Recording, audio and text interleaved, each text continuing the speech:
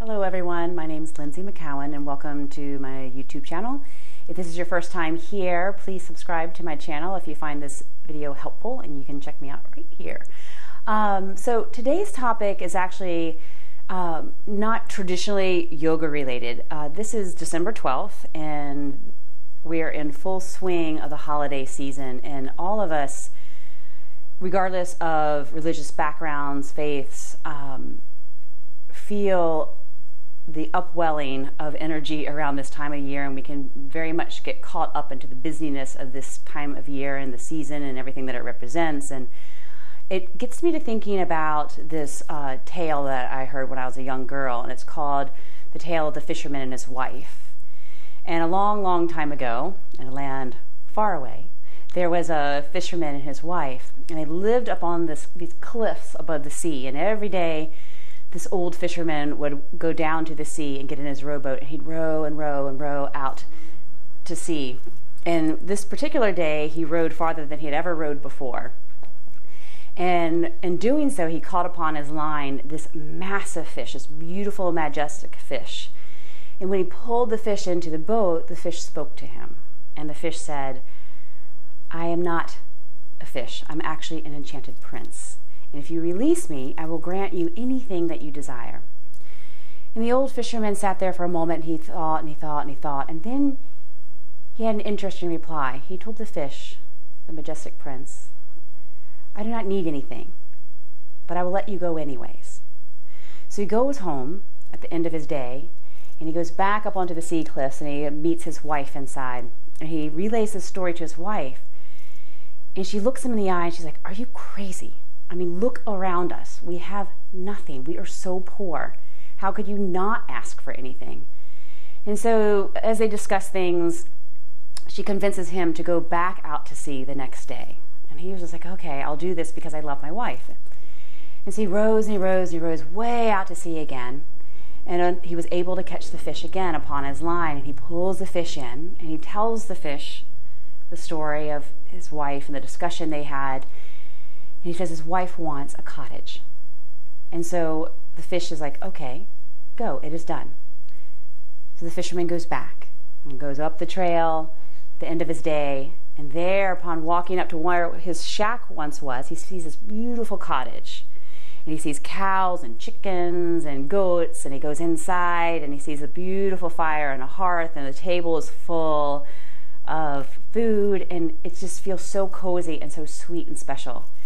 Yet he sees his wife, and she has a frown on her face.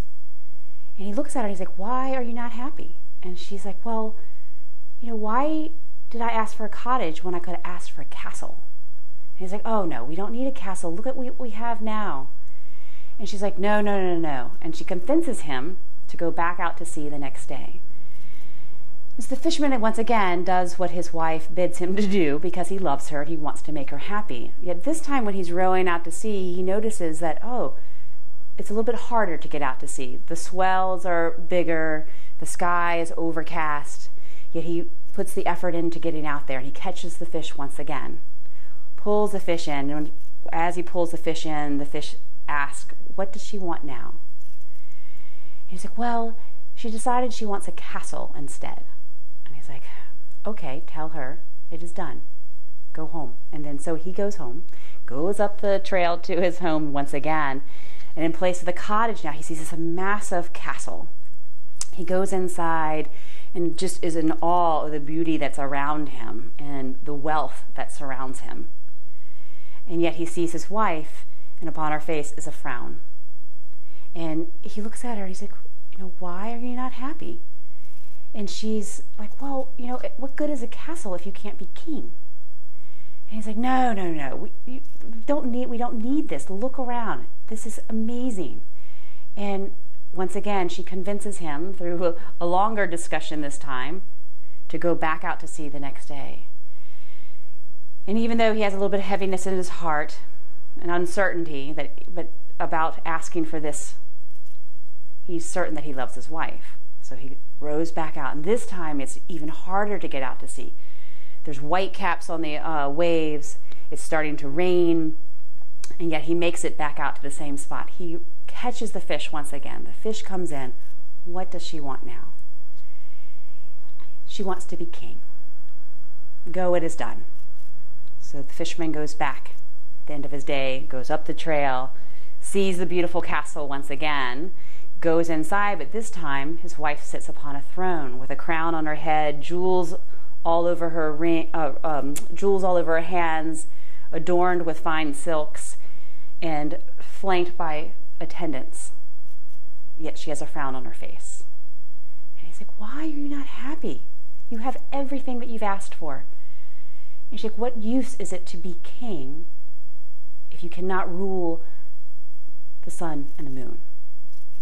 And he's like, no, absolutely not. That is asking for too much. And she's like, you have to do what I say. I am king and you are my slave. So without a choice this time, he sadly and wearily rows back out to sea. And this time the waves are crashing into his boat, the winds are picking up, and the sky is dark, and lightning is thrashing about him, and yet he makes it back out, completely fatigued and exhausted. And then he sees this fish come up onto his line, and the fish, you could see the weariness in the fish's face. And you can see blood seeping from his gills. And he's like, what does she want now? He says she wants the sun and the moon. And the fish replies, tell her she's asked for too much. So I invite you to just close your eyes for a moment and just breathe into that. During this time of year that is meant to be a time of light and love and giving, what are we asking for?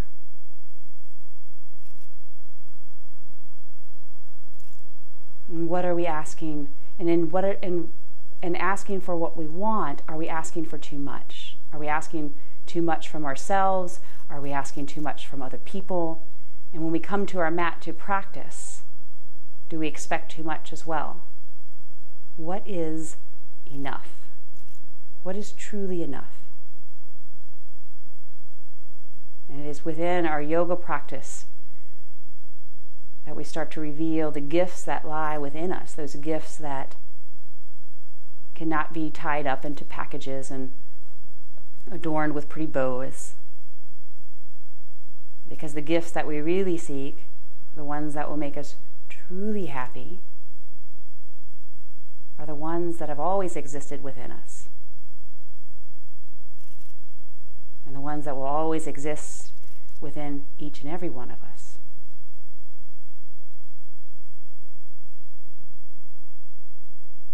So just sitting here silently, seeing if you can feel into your own gifts.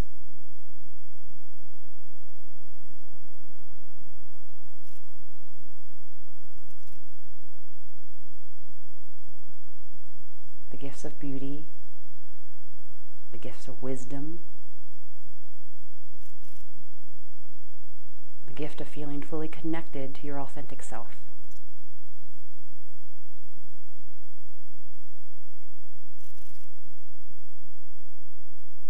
The gifts that will bring the happiness and the joy into this season,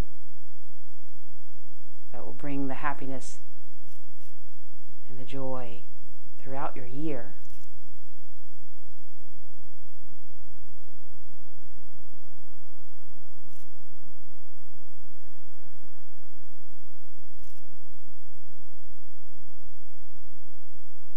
And if you choose to do so, you can sit here for an extended meditation.